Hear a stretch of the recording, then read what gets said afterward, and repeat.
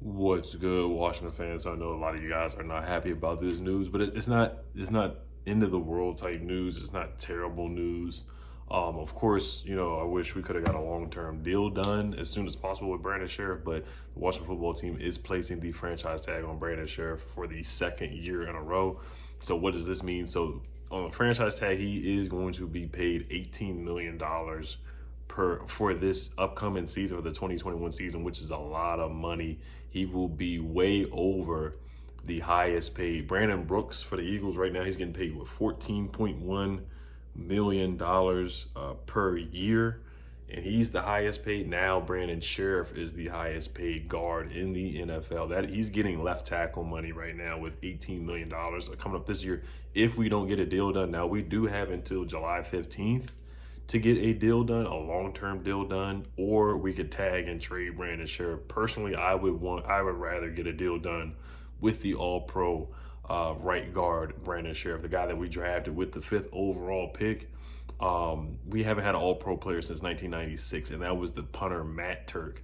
Got to take care of your own Washington football guy, especially a guy that you drafted that's been a captain and won the Ed Courage Block Award, has been a good guy on and off the field, has been a leader for this team, has been through the good and bad years on this team as well. So I would try my best to get him back here. Now, I don't know what he's really asking for. I don't know if he wants $18 million. I don't think he wants $18 million. I know the new TV deal is coming in. So if he gets $15 million, which is what I prefer, 4 years, $60 million deal, or I would even go up to $15.5 million. If he's asking for 16, I would try to stay away from that, but it is what it is. I mean, we have the cap space. We are the 4th ranked with available cap space. We have $55 million in cap space available after releasing Alex Smith. So money is not the biggest problem, honestly. It's really not.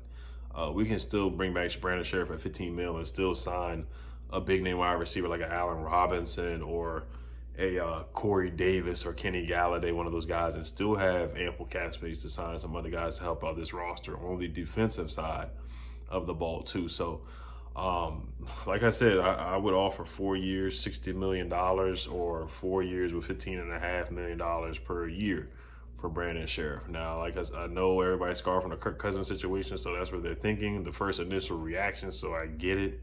And Ron Rivera, he does not want to just throw money everywhere. I get it. But Brandon Scherff has been a stand-up guy. I think he's earned that contract, man. I really do. I think he's earned a big payday for sure. You look at the numbers, man. Brandon Scherff has only allowed 5 sacks on 1,218 pass blocking snaps since 2018.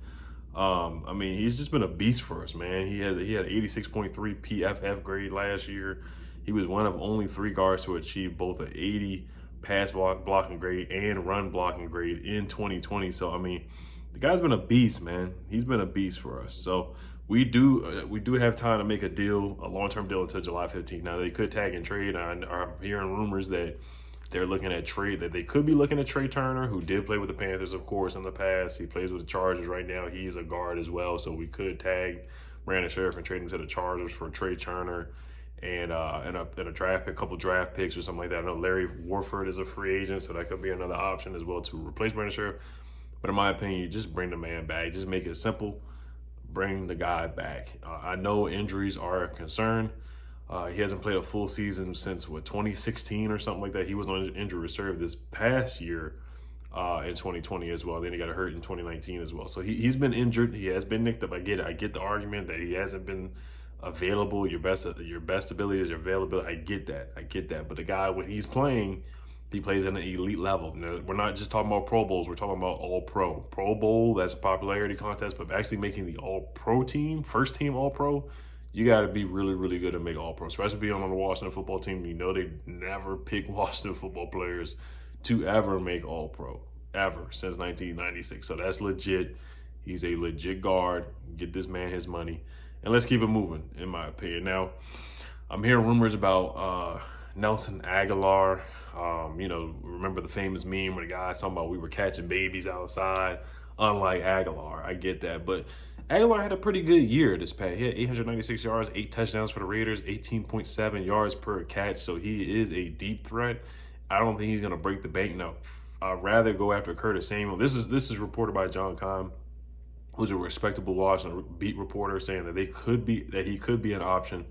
So I wouldn't be mad at Nelson Agholor. It's not my first choice or my second choice or my third choice, but I wouldn't be mad if we swung out on some wide receivers and we did pick him up. Now I'm hoping we pick up another wide receiver and Agholor at the same time, not just be like, oh, okay, yeah, we're signing Nelson Agholor on day one of free agents. I think Nelson Agholor will be available maybe on like day 4, day 5 of free agents or something like that. But he is a burner. He's a speed guy. He just had to get out of Philly. Dak Prescott signs a big contract. You know, I mean, he doesn't play well against teams that are over 500.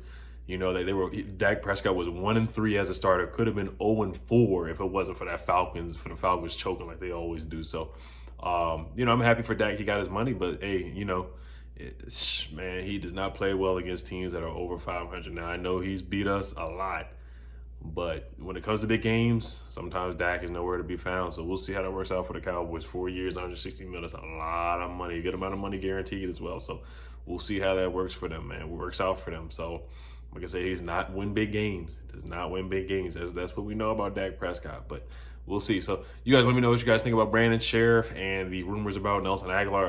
Of course, Trey Boston. I made a video a couple weeks ago about Trey Boston. We're always linked to Trey Boston, and he's a former Panther, so it makes sense for him to come in and play free safety. He's played pretty well over the last couple of years, so not surprised that we're targeting him in free agency if those reports are true. So you guys let me know what you guys think about that. All right, y'all, hell to the football team. Peace.